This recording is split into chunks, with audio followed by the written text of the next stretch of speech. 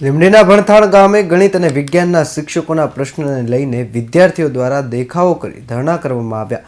ભણથાણ ગામે છેલ્લા 6 મહિનાથી સરકારી શાળામાં ગણિત અને વિજ્ઞાનના શિક્ષકો જ નથી અને હવે અભ્યાસક્રમ પૂરો થવાના ફક્ત 2 મહિના જ બાકી છે, પરંતુ ધોરણ 6 થી 8ના વિદ્યાર્થીઓના ક્લાસમાં એક પણ પાઠ કે અભ્યાસક્રમમાં આવતું એક પણ પ્રકરણ ચલાવાયું નથી.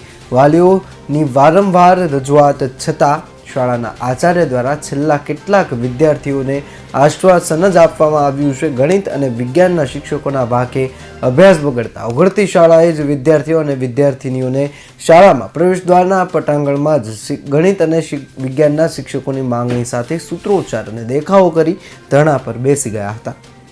અમારી એટલી માંગણી છે સાહેબ કે અમારે આચાર્ય કોઈ ટાઈમસર આવતા નથી, તો આપણે ગણિત વિજ્ઞાનના સાહેબની જણાવ્યું છે તમને, તો એમે પહેલાં તો એ માંગણી કરવી છે કે અમારે આચાર્ય સાહેબ ટાઈમ ટુ ટાઈમ અહીંયા આવતા થઈ જવા જોઈએ. અમારી એટલી માંગણી. તમે સ્કૂલમાં રજૂઆત કરી છે?